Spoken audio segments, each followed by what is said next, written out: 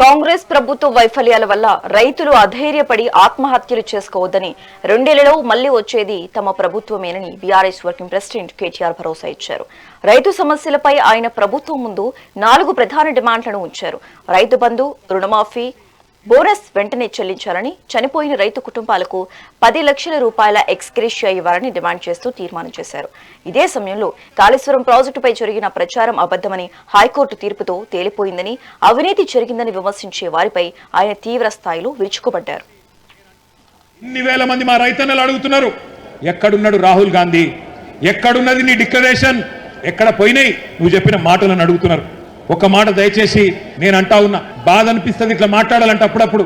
కానీ డిక్లరేషన్ ఇచ్చి లక్షల మంది రైతులను మోసం చేసిన రాహుల్ గాంధీ ఫోటోను, ఆ రైతు డిక్లరేషన్ కాగితాన్ని, రేవంత్ రెడ్డి ఫోటోను మొత్తం అన్ని పోలీస్ స్టేషన్ల కాడ, రైల్వే స్టేషన్ల కాడ, బస్ స్టాండ్ల కాడ అంటియాలే, అంటించి కింద రాయాలి, దొంగలున్నారు జాగ్రత్త, ఓట్లనెత్తపోయే దొంగన కొడుకులున్నారు జాగ్రత్త అని రాయాలి.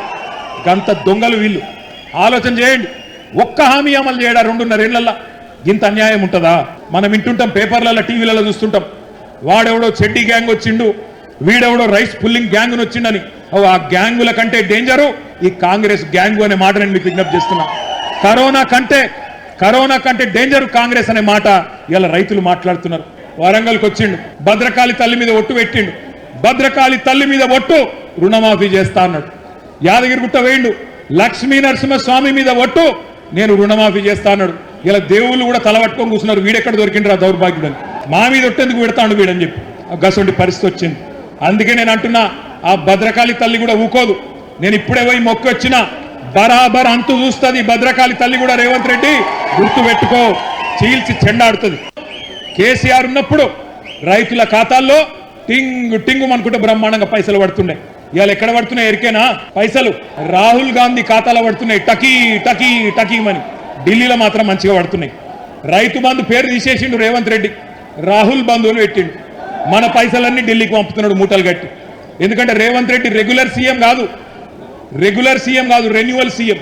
నెలకోసారి పోయి కప్పం కట్టి రెన్యువల్ చేయించుకోవాలి, లేకపోతే బతుకు తెరువు లేదు, కుర్చీ గుని పడదెంగుతారు. అందుకే భయం. ఇంకొక మాట కూడా నేను అంటున్నా, రైతులకు ఎగ్గొట్టి రాహుల్కు కప్పం కట్టి కుర్చీని కాపాడుకుంటున్న రేవంత్ రెడ్డి యాది పెట్టుకో.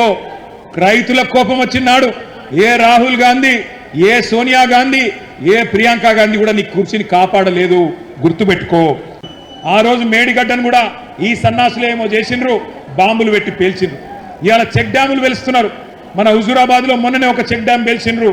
ఎవడన్నా బుద్ధున్నోడు పొలాలకు రైతులకు నీళ్ళిచ్చే చెక్ డ్యామ్లను పేల్చేస్తారా? ఒక గంత నీచమైన పని. అన్నాడు కదా ఆయననే, దివానగాళ్ళ మేము బంద్ చేస్తామా అన్నాడు. నేను అడుగుతున్నా ఇవాళ, అరే హౌలా, అరే దివానా, ఎందుకు బంధు పెట్టినవరా రైతు బంధు? నీ అయ్య సొమ్మ, నీ అబ్బ సొత్తా? మీరు సమాధానం చెప్పాలి. ఇవాళ 3 సార్లు రైతు బంధు ఎగ్గొట్టిన దివానాగాడు ఎవడు? వినబడతలేదు తమ్మి. రైతు బీమాను బొందబెట్టిన హౌలాగాడు ఎవడు? 2 లక్షల రుణమాఫీ చేయని దివానాగాడు ఎవడు? 500 బోనస్ ఎగ్గొట్టిన ధోకేబాజ్ గాడు ఎవడు? పంటలు కొనుగోలు చేయని బట్టెబాజ్